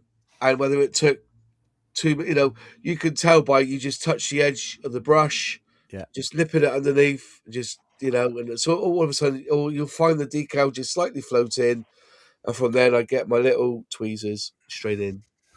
It's worth mentioning about. Sorry. Go on, sorry. Carry on, mate. I'm a bugger for not taking it. I take the decal from the water. And I get slapped hands first because people have noticed what I've done on my videos. I just pull the decal out with tweezers and slap it on. That's what I normally do. But I've been told that I should actually pick up the whole paper and then drag it across from the paper onto the model. Yeah, I'd tell you off for that, Moz, too. I like to take it off as you put it on the model, Yeah, exactly. Yeah, I'm like this. And it folds up sometimes, but I've been using decals so long that they are forgiving, but they won't forgive you. If you know what I mean. That's a shortcut you're allowed to do when you've got the experience. That's how it goes. Yeah, quite each to their own. That's what we're saying. Yeah. Or I just put it on the end of a brush. There's been times when I've just had the decal. So, we got like a little small one, like this, like something like this, and I would just basically, I put the decal on my workbench. On my workbench. So it says this is my workbench. I just put it on my workbench like this. Get me little bottle, squeeze it on. So I know I'm going to be using 4 or 5 at the same time. Just squeeze it on, and then just go in with a brush, pick up the brush like that, and then position them. I've done that before. As I said, it's just Yeah, but laziness does bring contentment, and sometimes, you know, if you're not careful, you will break a decal. But yeah, it's like I say, they are forgiving, but they won't forgive you. I think that's a good motto to have when it comes to decals. I mean, cotton buds, tissue paper. Have you ever tried doing it without the hot water then, Martin? Or Yeah, well, I've done decals before, and then the water's cooled down, and it's took maybe 2 or 3 times longer than it did if the water was. I mean, I'm not talking hot water. Yeah. It's just like tepid. And I find the tea light candles or one candle just keeps it tepid, you know. Yeah. Because sometimes I've used in the shed and that it gets cold and the water gets cold quick. And you spend ages, and you think, "God," and it done you, and then you it obviously depends on what sort of decals, quality decals you bought, from what company or what kit it's in, or what you know. It just takes that a bit long. But I've always done that. It's just I've always done. But see, I don't always dip them in the water. I just leave them flat on my workbench and then just squeeze the water on, leave it. Because I've found that it's the backing paper that needs to get wet, not the decal. Yeah, the decal's already wet. It's that moisture in the decal powder that allows it, in the decal paper, that allows it to lift. Yeah. I do sometimes take mine out. If I put two, if I know they're going to take a while to lift, I will put like quite a few in the tray if I'm doing a few. Yeah. And then as they start to get wet enough just to move, I'll take them out and put them on my work mat individually, and then I can pick them up from there. At least I know I'm not going to leave them in too long, and they separate and start floating around the water. You know, it's interesting. I think we've all got our own methods of doing this. Yeah, I mean the sponge is handy. Don't get me wrong. I flip it over, flip it back, but once it starts to separate, if I've got more than 2 or 3 in there, I'll take them out and put them on a workbench, so they've still got water on them, and then I can pick them up and use them as I want. But I know they're all there. They're not going to start lifting, and if I leave them in, because I have forgot about them, they have to be in the water, and then I thought, oh shit, they've gone back. It's all folded up, and it's just no good.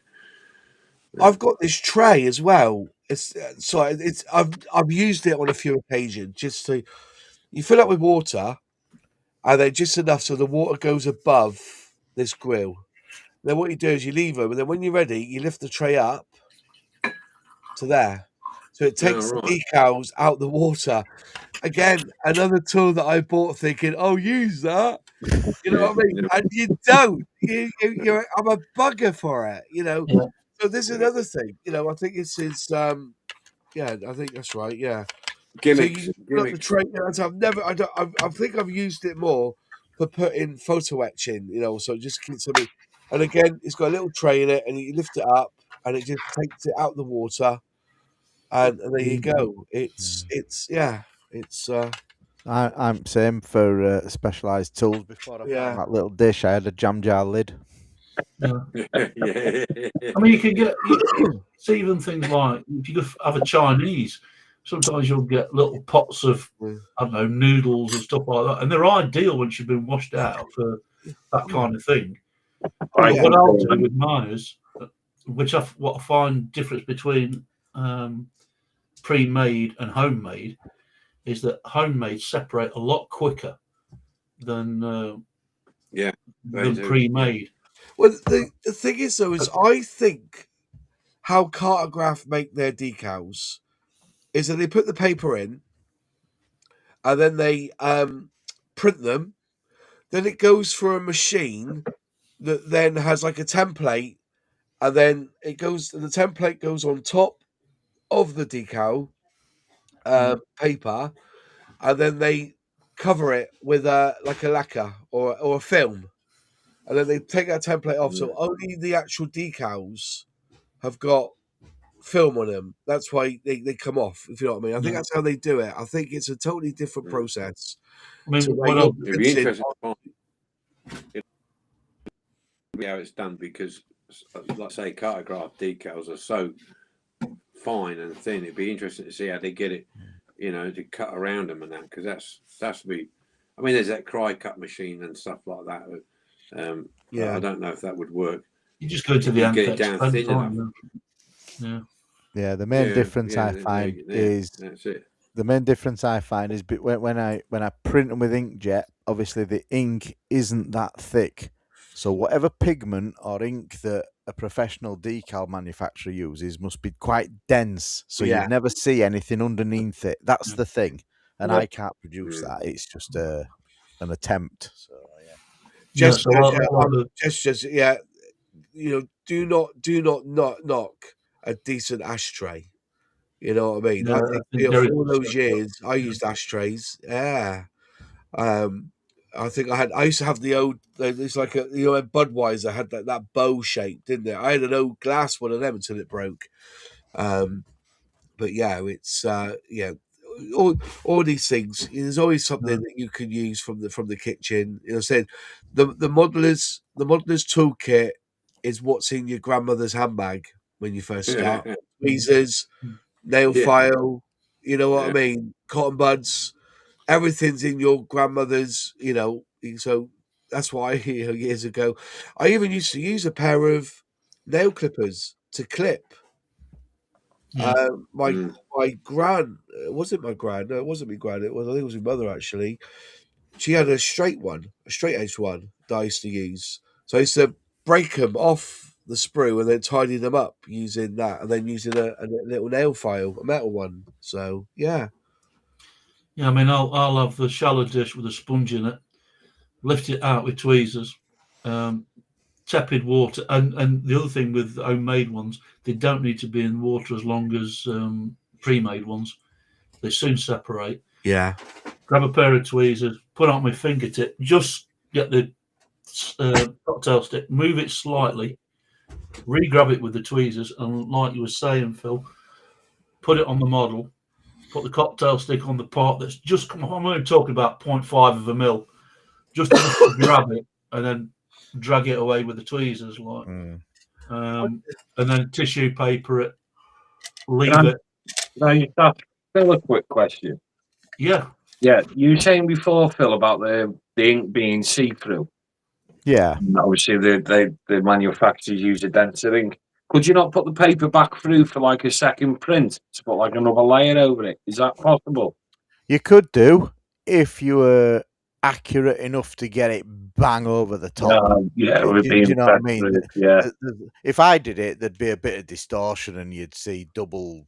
Be like looking at a blurred vision when you're drunk, kind of thing. Yeah.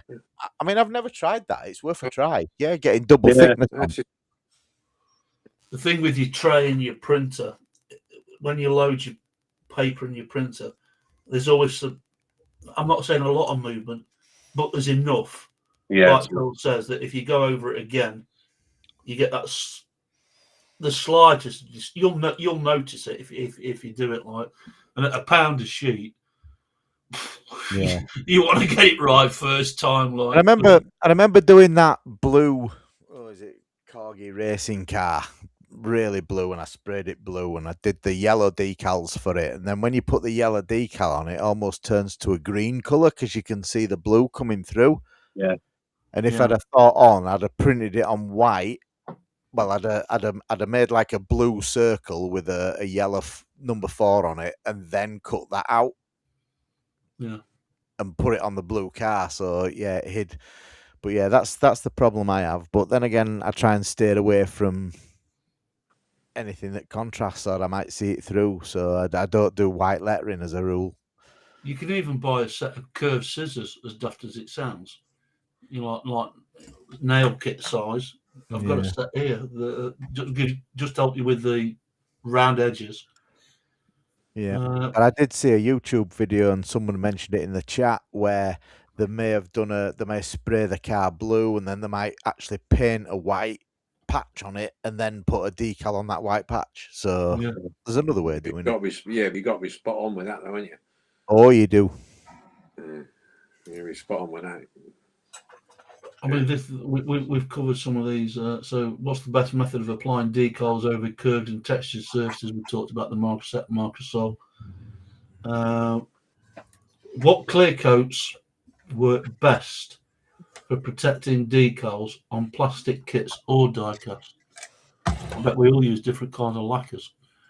Yeah, well, as long as it it shouldn't affect the decal. Whatever clear you use, really, you know, whatever you normally clear your stuff with, I would say.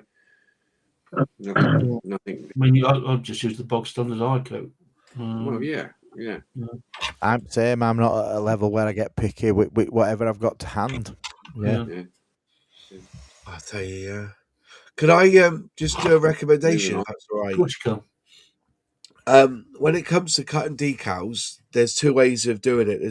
There's two thoughts, right? What I always say, I've done a video on how to handle a knife properly, but when I'm cutting decals, if they're square, what I do is I've got my knife, and where my finger points is where the blade's going. And what I do is, if I want to get a decent cut, I wish I could show you one here properly, but if I'll just use this bit of paper. If I'm going, say it's the decal sheet here, I lock my arm, my elbow into the side of my body, and I pull back towards me when I cut. And then instead of doing this, what I then do is I turn the decal sheet around to always pull back. Don't do any of this sort of stuff. I just go in one way and I pull back. I lock my elbow in, so I keep it as straight as I can and pull back. Turn the decal sheet, pull back. Turn the decal sheet and pull back. And that way I don't seem to accidentally cut into a decal. And the other tool I use are these, and these are nurses' scissors. And the reason is they've got like the end. So basically the idea is that they've got that protection there. And I buy these off Amazon for £9. They are so sharp because they used to cut bandages. These are absolutely cracking. If you want to cut your decals by using scissors, these and where you know, because it's such a good cut.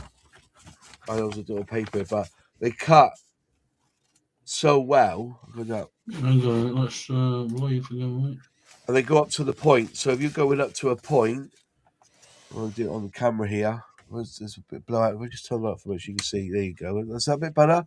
So if you cut it up, there, you don't get that tear. You don't get that tear in it, if you know what I mean. Yeah. I always find these scissors are fantastic. Absolutely brilliant. So you can see there's no tear on the end. They just stop. They got that little bull nose at the end. I'll put a link if people want this in the comment in the chat. But these are the best scissors I've ever found for cutting decals with, and they stay so sharp. This is really, really good. They're a really good pair of scissors. Joe said, "No, I have a nice tray with a rubber tie around it. You can't knock it over. Bless you, mate."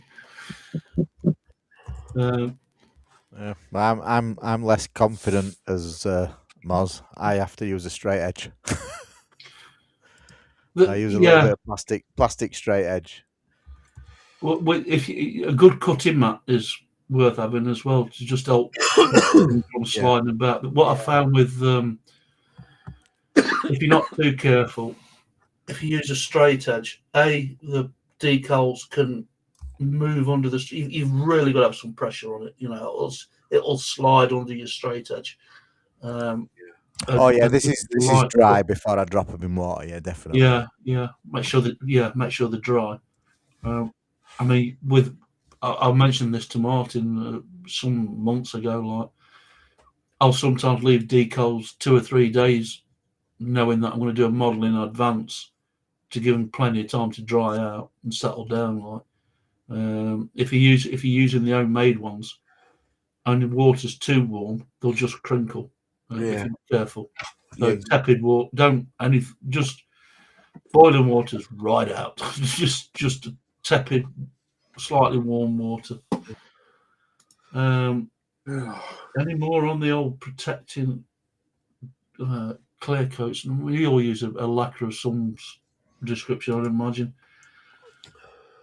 It's not lacquer, you're using a varnish. Lacquer is a product. You all use your own separate varnishes, whether it's acrylic, enamel, or lacquer. That's, you know. But and also if you do that, it does bed in. If you've got like a bit of overhang of the film, if you gloss over it, it will hide that film basically. Yeah. All right, we'll finish on. Well, we've got 2 left, so we'll this one pretty quick. Like, do you prefer kit supplied decals or aftermarket alternatives? I guess in some instances, I'll just kick off with this one. Depends what you're going to do with the model. If you're going to restore it, and you're doing like I do, a ruin to refresh, you might want to change it the colour completely and give it an upscaled set of decals. But I wouldn't. That being said, I'm in a fortunate situation where I can make it myself. But yeah, do you ever change your decals, Mark, from the original restoration? I have done. If I've done not so much on the diecast, because a lot of the diecasts that I do don't necessarily have decals. I might change the tanker logo or something like that, and that's where it comes in handy if you can do your own decals, or you know somebody you can. Then it's handy. You've got the option to change, like from an SO to a BP or whatever, or add an extra detail with like long vehicle or stuff like this. But with the plastic model kits, you might not want to do the scheme that they've given you decals for. So you might get. I mean, I've got a Hasegawa B17 in the shed somewhere, which I bought aftermarket decals for a local unit squadron what was round where I live, because the one that was provided with the kit wasn't the one that I wanted, so you got the option, haven't you, really? Yeah. Luke? Yeah, the kits that I've built, I tend to use what's in the box. It's easier that way, and the small amount of kits that I've done, I find them really good quality and really good detail to them as well. Have you not had to, when you've been doing, because you put body kits on some of your restorations, have you kept them decal free so that the Mustang I've just done, I use the decals for the badges, and I use the white lettering on the wheels, and I just use the decals for the clock and the clocks inside. But all the ones for the body I never used, but I've kept them because they might do for another project in the future. But for the diecast, it's usually Andy or Black's where I go and get them for there. Yeah, he's built up a really good reputation for himself, as our mate Andy, with his decal. And Phil as well. Phil, yeah. And there's no the guys have talked to each other, so there's no well, you're doing this, I'm doing that kind of thing. Like they're both as happy to help us as much as they can, to be fair. So hats off to Phil and Andy. Go and seek out Andy Bourne's is it Andy's Diecast Garage, Mark? Andy's Garage Diecast Restoration. Yeah. Go and seek out Andy and by all means give him a sub. I missed anybody on that. Well, it's an interesting one. Moz, how is it? So you buy a kit. Yeah. Hypothetical situation. You buy a kit and you think, this scheme, don't like it. I nearly swore then. I don't like it. How easy is it for you to get another scheme or a replacement set of decals for a plastic kit build?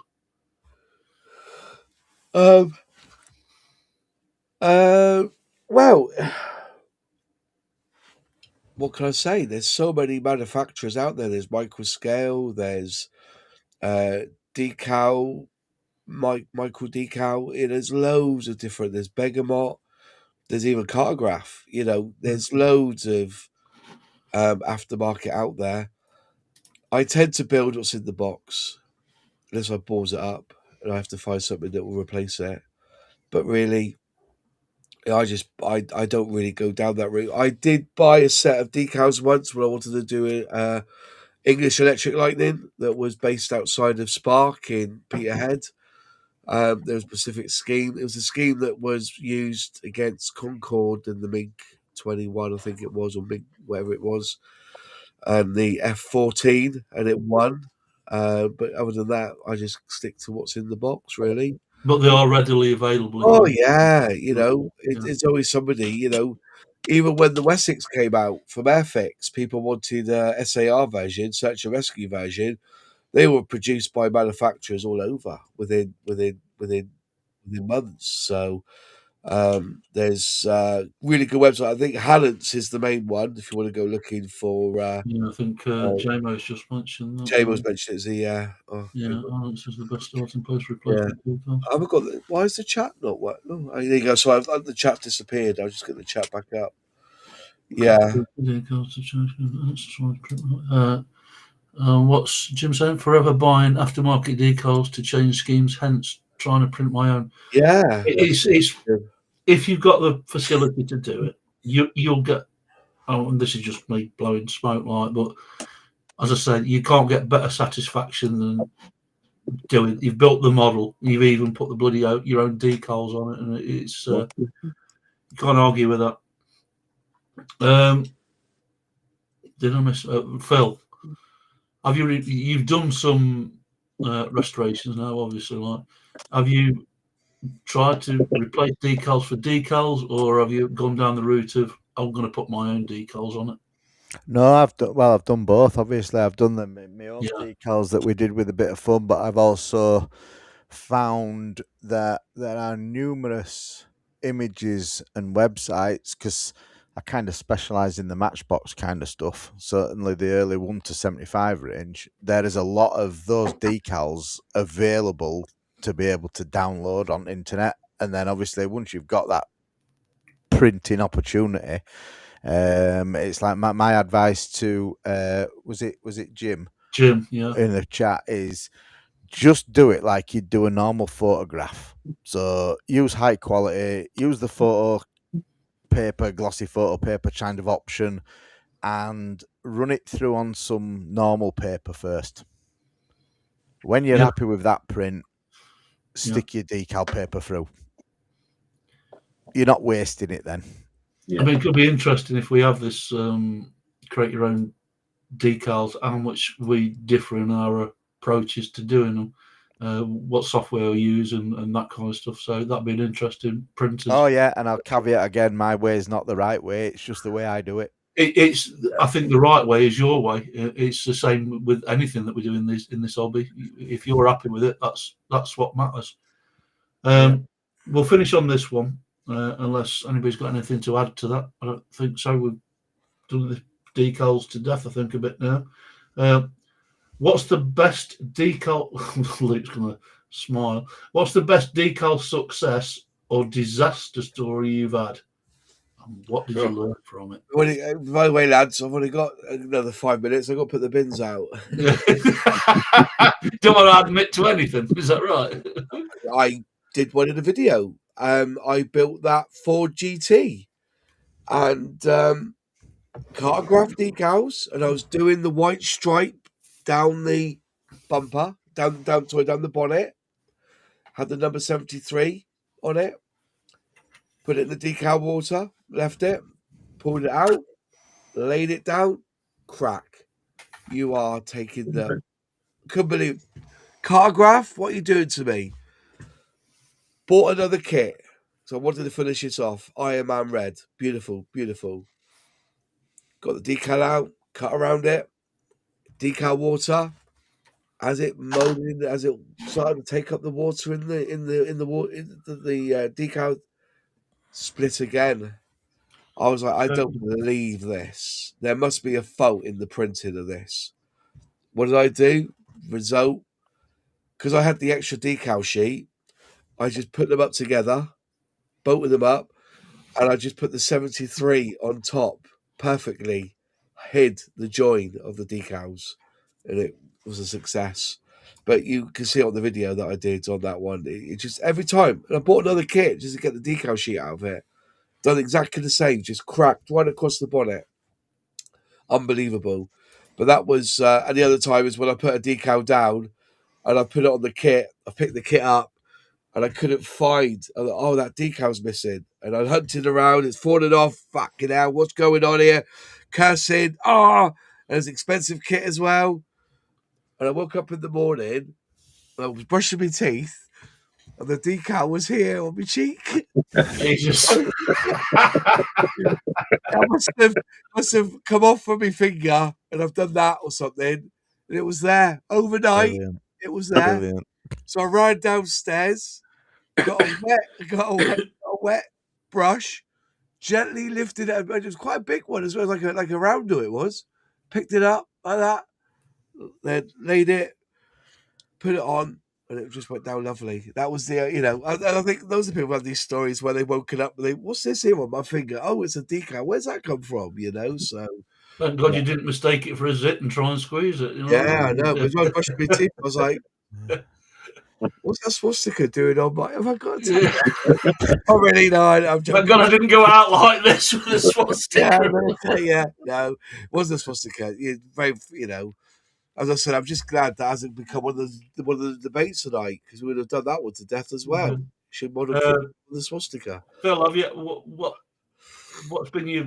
I mean, them. Don't get me wrong. Again, it's a bit of smoke blowing, but them Hot Wheels that you did for the guys, like for us, was stunning. Yeah, I mean that was experimental, but it got a good reaction. So yeah, that obviously it's good. Now I've only really done decals for myself, but then I have issued some out to the guys at the DSMC, and I've had good feedback. So absolutely, yeah, mate, of course it's gonna be a confidence booster, isn't it? But yeah. So basically, just to bring people up to date with what Phil did was he got some Hot Wheels that were already on cards, new ones. Removed the plastic acetate, Phil. Yeah, I've got one there. Yeah, and let me just blow it up so we get a. So there's our. We love you, John. There's John. Well on the side of his pickup truck light, and it looks absolutely pristine. Separated with acetate. How did you put it back, Phil? The PVA, was it, or it was very similar to that B7000 glue, a bit like you. It's just as long as it doesn't leave a residue and what have you, and it dries clear. So yeah. Luke? Just that generally that was the worst decal I've ever tried to put down. But what was worse, it was the price of it because of the postage from the States. Oh, yeah. You got it from the States, didn't you? That decal was nearly 30 quid by the time it got to my door, and I only ordered one. But it went down in the end. I was quite happy with it. The other one I had was the backlights with decals on a little Escort that I did. I put them on, and where they went after that, I have no clue, and I still don't to this day. I had to end up painting them on. But I have proper decals for the backlights, and I put them on. I've obviously been doing other things to it, and they just don't. Martin? Biggest disaster was on restoration I did was Dinky Toys double-decker bus, and it was the Dunlop. I did two, a green and cream and a red and cream, and they both had Dunlop decals on them. The first one went down, no problem. Same company, same set of decals. One side of the second one, it just put it in the water, brought it out. On the process of straightening it, because you've got to get it in the lines. Yeah. But straightening it, bang! It like was it cracked, it split. Yeah. Oh, bloody hell! So butted it up, and I went to move the other end of it, and that end split. So it split in 3 places in the end. So I thought, I ain't got any more. So what I had to do was I just got my brush and I actually lathered it in the water, yeah, and then gradually butted it up bit by bit, without losing any, because the more you handle some of the decals, the print starts to come off, and I butted it all up together. Luckily, it did butt up quite nicely. Dried it off very carefully, and then put the lacquer over the top of that, and it was all right.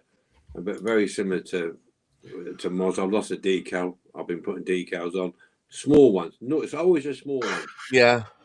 And put them on, and I thought, I've turned it round, did the other side, and I thought, I've come back round the original side again. I thought, where's the decal gone? It was on there a minute ago. Obviously, with me handling it and turning it, I've touched it with my thumb on my finger, and it's gone. And it's stuck on me under my thumb, or it's in the hand somewhere, or, you know. It can be crazy. But yeah, I think the worst thing is sometimes with the thinner decals, it's splitting, cracking. Yeah, I think the worst one I ever did was I was doing an homemade one when I was first trying to do them, and it was a bus, like you said, Martin. I did a DSMC, it was DMC at the time logo. I did it eventually, but I just stretched it too much, and once they're overstretched, there's no going back. So, top tip: if you're going to print a set of your homemade decal, don't just do one. Do at least 4, 5, 6, whatever it might take to cover yourself, because you're going to have to have a play about with it. All righty. Mind you, go on, mate. That I was doing the commission build with Ford of a couple of vans for a guy for his lady friend's children's wedding, and it was their father at a building company. I did these decals, but it was a funny decal. It was a green down the side with a bit of an angle with white lettering in it, and I only had 2 sets, and I trashed all of them. So I had to go and get some more because the green line, the way it went over, I ended up filing back the sliding door, the ridge, the door slides back on. I had to file that back to the surface carefully because I didn't do the repaint. These were brand spanking new. Cut that down so it was as close as I could get to the surface, because otherwise it was too much of a lump and they wouldn't sit down. Even though I used a microsol and microset, they just wouldn't go over this lump. So yeah, that was a nightmare. And I was running out of decals, and I think, I can't. This is going to be but it worked out in the end anyway. So just all right. Well, the last comment goes to Obby Tom, and again, a top tip. Learnt my lesson dealing. I do one side, leave to dry before doing the other side. That is a top tip. That is. Yeah, it's a good tip. It depends how patient you are, really, I suppose. Yeah. All righty. Well, I don't think there's nothing much we've missed on decals. So by all means, if you want reference material, come back and watch the video.